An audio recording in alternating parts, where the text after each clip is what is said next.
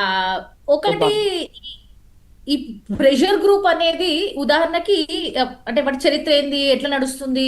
In fact Indian Congress INC 1885 లో కూడా pressure group లోనే స్టార్ట్ అయింది. సో చాలా ఆర్గనైజేషన్స్, చాలా సంస్థలు వివిధ దేశాలలో ప్రెషర్ గ్రూప్ గా అంటే ఏంటంటే మాకున్న ఒక ఎజెండాని మేము ఈ ప్రభుత్వాల దృష్టికి తీసుకురావాలనుకుంటున్నాము. కానీ కేవలం ఒకరిద్దరు కాదు, ఒక్కొక్క సమూహంలో ఒక ఎజెండా ప్రకారము ఎలక్షన్ ఎజెండా లేకుండా ప్రెజర్ గ్రూప్ ప్రస్తుతానికి చేద్దాం అనేది కొత్త అనే విషయం కాదు. అది క్లియర్లీ అందరికీ తెలుసు దేశంలో. కానీ ఈ గత 12 ఏళ్ళలో 2012-14 దగ్గర నుంచి ఇట్లాంటి ప్రెషర్ గ్రూప్ అనేది దేశంలో ఇంత ఉధృతంగా ఈ స్థాయిలో లేదు. ఒకవేళ ఎందుకని ఉన్నా అంటే ఎందుకని అంటే ఉంది. సమస్యలు ఇప్పుడు లేవా లేకపోతే రావడానికి భయపడ్డారా?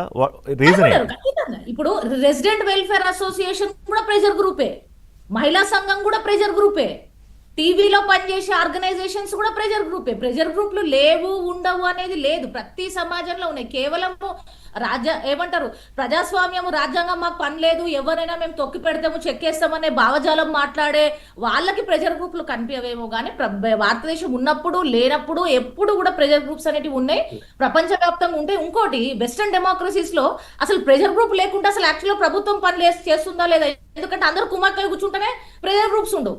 కాబట్టి ప్రెషర్ గ్రూప్ అనేది చాలా ఇంపార్టెంట్ ఫెనామినా. కానీ గత 12 ఏళ్లుగా ఇంత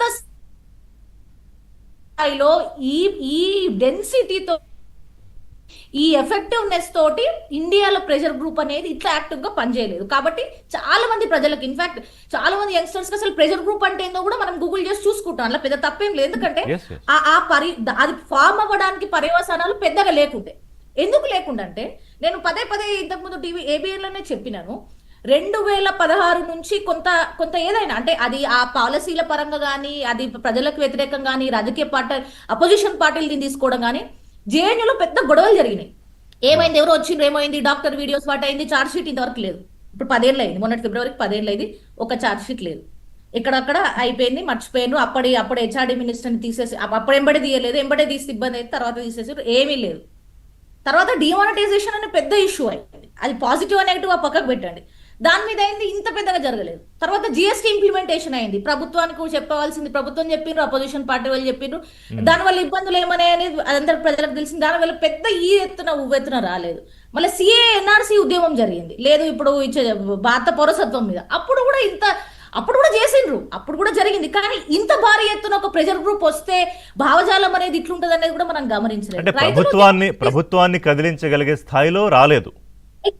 ఎగ్జాక్ట్లీ. సో అంటే ప్రభుత్వానికి నిరసన ఉన్నది, ఎందుకంటే ఒకటి, ఏ ప్రభుత్వాలు అయితే మేము చేసే పనికి నిరసన లేదు, మేమంతా బాగా చేస్తున్నాము, ఇంకా దేశం వికసిస్తుంది, దేశం అంతా బాగుంటది అనే ఆలోచన విధానం ఉండడం అనేది కొంతవరకు అయితే తప్పు. కాబట్టి అట్లున్న వాళ్ళకి ఇప్పుడు సరైన ఇది యాక్చువల్లీ ఒక చెంపపెట్టు లాంటిది. ఎందుకు చెంపపెట్టు లాంటిది అంటే ఇవన్నీ జరుగుతూ వస్తున్నాయి. మనం మాట్లాడుతున్నప్పుడు కూడా మధ్యప్రదేశ్ లో జరుగుతుంది. మనం ఇన్ఫాక్ట్ ఒక 10 ఏళ్ల కిందట ఈ ప్రభుత్వం కాదు, వేరే వాళ్ళ పార్టీలో ఉన్నప్పుడు నర్మదా బచావ్ ఆందోళన ఒక 5-8 ఏళ్ళు నడిచింది.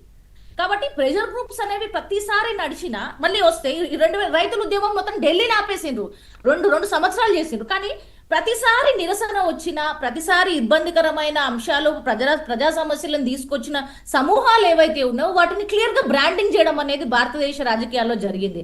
అది అపోజిషన్ వాళ్ళ పార్టీ, అది వాళ్ళు క్యాంపులు, వీళ్ళు టెర్రరిస్టులు, వీళ్ళు దేశద్రోహులు, వీళ్ళకేం పనిపాటలు. ఇప్పుడు కూడా మీరు చూసినట్లయితే జెన్జీలో ఉండే మహిళలు ఎవరైతే కొందరు అసభ్యకరమైన మాటలు మాట్లాడిండ్రు, క్షమాపణలు చెప్పిండ్రు, వాడికి అయిపోయింది. ఇంకా వాళ్ళని వేటాడడం, అసలు ఆడపిల్లలు అంటే ఇదేనా, ఆడపిల్లలు ఇట్లా చేస్తారని అదొక పెద్ద నెరేటివ్ తీసుకుపోయారు. కానీ ఒకటి అర్థమైంది ఏంటంటే ఈ ఏదైతే ఎగ్జిస్టింగ్ నెరేటివ్ అంటే ఏదైతే మనం భావజాలం వాడినామో వాటికి అన్నిటినీ అధిగమించి ఒక పెద్ద ఉద్యమం జరిగింది. కాబట్టి ఇవాళ ప్రతి ఒక్కరు పార్టీలకు అతీతంగా కూడా వాళ్ళు మాట్లాడే విధానం చాలా వరకు మారింది. గత 5 రోజుల నుంచి మీరు చూసినట్లయితే ఉండాలి, ప్రజాస్వామ్యంలో ఇంపార్టెంట్, ప్రజాస్వామ్యం వాళ్ళు లేకుంటే ఒకటి, ప్రజాస్వామ్యంలో ఉండాల్సిన ఇంపార్టెంట్ ఒక ముఖ్యమైన పార్శ్వమే నిరసన. ఈ భావజాలం అనేది, ఈ భాష అనేది గత వారం రోజుల నుంచి చేంజ్ అవుతుంది. ఎందుకంటే మనం ఎంత ఉక్కుపాదం మోపినా గానీ ఈ సెంటిమెంట్ పెరుగుతుంది తప్ప తగ్గట్లేదు. ఇంకోటి తగ్గకుండా ఇది ఎటువైపు వెళ్తుందంటే నిజంగా ఈ పిల్లలు ఏదో చెప్తున్నారు కరెక్టే ఉన్నట్టుంది కావచ్చు, నాకు అదే అనిపించింది, కానీ నేను ఇన్ని రోజులు భయపడ్డా, నేను కూడా అనుకున్నా కానీ నేను బాగాలేక నాకేమో అంటారేమో, నా మీద కేసు పెడతారేమో, నన్ను జైలు వేస్తారేమో, నాకు భయం ఏంది అనే ఏదైతే ఈ భయం అనే ఒక షెల్ అందరు ఉన్నారో దాన్ని బ్రేక్ ఓపెన్ చేసిరు. అంటే ఏంటంటే ఆ బ్రేక్ ఓపెన్ చేయడం వల్ల ప్రభుత్వానికి కూడా భయం అవుతుంది. మాట్లాడదాం. అది clear నెక్స్ట్ రౌండ్ లో మోహన్ భాగవత్ గారు చేసిన కామెంట్స్ కూడా యాడ్ చేసుకుని మాట్లాడదాం. ఇందిరా శోభన్ గారు, ఒకటి ఈ నీటికి